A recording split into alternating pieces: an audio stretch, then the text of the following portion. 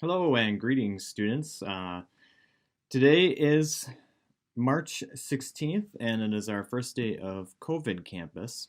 And today, our song of the day is from Radiohead, which is a band from a couple years back. This is a track off of the record Amnesiac from 2001. And this record was considered kind of a little bit unsettling, and I thought that was kind of appropriate for today. There's a lot of unsettling news out there. Just the drone of this song and kind of how the singer sounds like he's maybe a memory rattling around in the head. I thought that was kind of a good way to start this week. I do want to say that I hope all of you are doing well, and I want to emphasize that although this week is really different, I will say that I think, as a country, we are responding. Some people criticize the responses a little bit late, but we are responding, and cutting back these meetings of large groups is really important. I think it is the right thing to do, and of course, time will tell how this plays out. But I hope you're doing well and you're feeling safe. And if you're feeling really not concerned, then I would hope that you check in on the people around you that might be more vulnerable to this illness. If you have grandparents, check in with them. If you maybe you have neighbors at home that are a little bit more on the old or unhealthy side, if they have weak immune systems, see what you can do to check in with them, and maybe if they need help with groceries, if you are at home, maybe there's an opportunity to do that. So just want to encourage you in that. I let you know that things are going to turn out okay.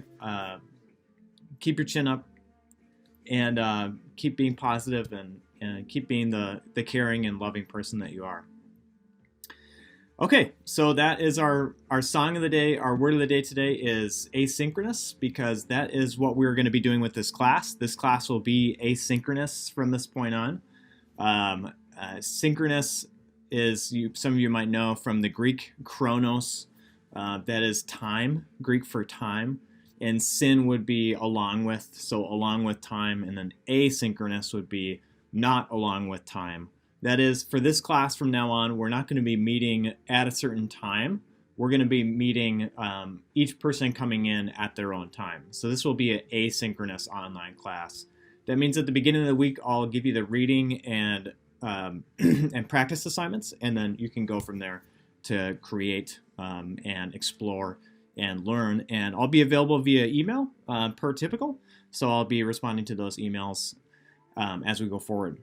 All right, so you're going to have two things to do for this week, and I am going to adjust the syllabus. So we'll take a look at that syllabus real quick as I plunk over here. We're coming off of spring break, and you had chapter 6 due for your reading. You had the feature story response, and we're going to talk about reporting techniques too. Then after that, we're going to go right into the community reporting assignment. For right now, we are going to delay that community reporting assignment.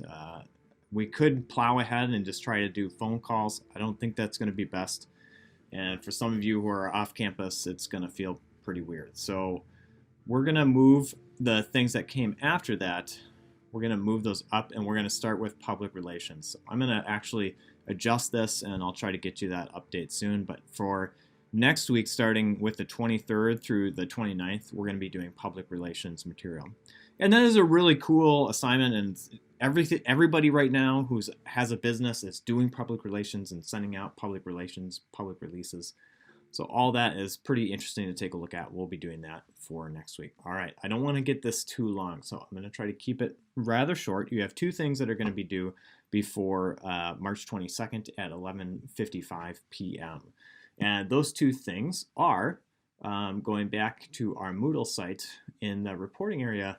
Here you've already completed assignment 11, so I need to change this to assignment 12. Sorry about that. I will do that right now. So after you've read chapter 10, we're not that far. After you've read chapter 10, you're going to be responding to that chapter by writing expanded, not just inverted pyramid style, but expanded inverted pyramid style story for the subject of the campus closure. So you're going to be taking a look at that. Make sure to reference that expanded inverted pyramid style story. So it's different than just typical inverted pyramid styles. You're working on being a little bit more creative with this, and you're writing a story that's relevant for right now. So it should be kind of, dare I say, fun. That's such a professor thing to say, I suppose. All right. But so here's the concept. You're working with an audience that is North Central students, peers. Obviously, they know some of this already, but expand it out. Some people don't. And even if you're a student here, you might not know the full impact of this and what it has closed. So try to think critically as you're reading all the official documents to give you information to put this together. So you're going to use the source material. The source material you're going to use is the official documents for this. So the multiple emails that have been sent out, it's kind of progressed. We're writing this as of right now, so go ahead and write it as though campus is, or what we know, of course, campus being closed for the majority of the rest of the semester, although not the total rest of the semester. Refer back to those emails so you get the correct information for that. You know, you're trying to cover the scope of this massive, unprecedented story.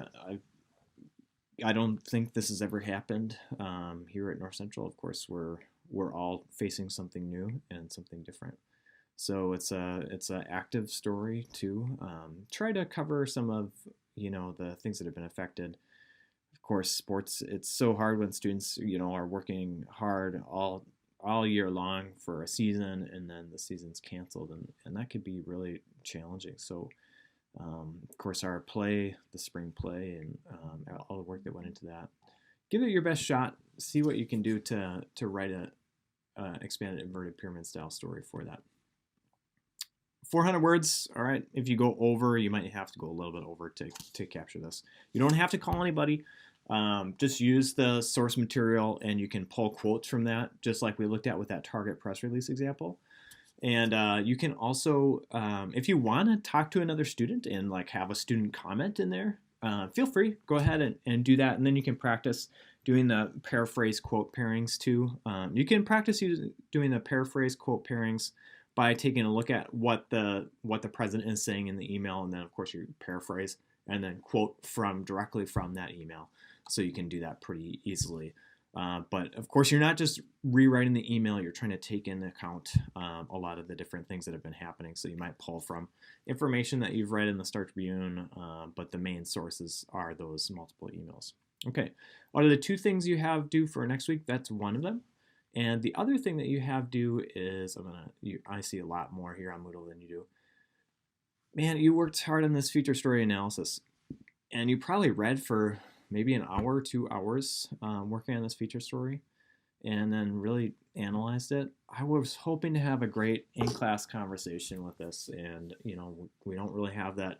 So I do have a forum post here that I want you to complete. It's not long, 150 to 200 words. This is your opportunity to discuss with other students the story that you read. If you read Most American Terrorists, The Making of Dylann Roof, that's just like almost a punch to the gut. The story is so powerful in the way that she is able to work through the story to show not only the inherent trouble of someone walking into a church and killing 15 people because of race, but also the implication of society in that killing. And there's so much to explore there, and so much that Rachel's doing in that piece that is just incredible. And as you noticed in your responses to your campus story and some other stories and some other assignments, I've noted, hey, don't use first person, don't use I, don't use we, don't use second person, don't write you as the direct address. It's typically not something you do in an inverted pyramid style story. And here you have, can you say hero? It's all over the piece. Tom Junod is in the piece. He's with Mr. Rogers as Mr. Rogers is getting ready to go swimming, and with him in the car. And Rachel is like walking up and knocking on the door of this killer's father's house in rural in these rural areas, and you feel the tension there, right? So these are really different pieces, right? The feature story allows writers to go deeper into that and put themselves in the piece to be able to kind of build that tension. I'm wondering what you think about that. Is that appealing to you? Do you feel like that is more fun? Was it more engaging because that first person was there? Or did you not feel that and kind of felt like it was a more personal story and that kept it from being unbiased? These most magazine stories take this feature story genre, and it's different. It's a different style of writing. It allows writers to incorporate the strengths that they have, some of the unique syntax and diction. Hopefully, you pointed that out maybe in your own writing when you analyze these. But bring that back up. Kind of engage with some of your classmates with this in the response. And I'd love to see kind of a lively forum going back and forth and talking about these pieces. How did it impact you? Did the age of the Instagram face make you think twice about what you're posting and why you're posting, motivations? Do you think differently about the nuclear family if you read David Brooks's piece? Maybe that part of the Me Too movement with Elizabeth Brunig's story was really poignant for you. Go ahead and post that up and try to respond to two other classmates, maybe who read the same piece, or maybe that you want to kind of tune in to somebody who read something different and see what they read. Let's try to create kind of big threads following each one of the stories. So if you read Tolentino's piece, whoever starts that post with Tolentino, then just keep that thread rolling through Tolentino, and then we'll have 5 threads if there were students that read all of them, and maybe not. But let's do that. I think that'll work pretty well.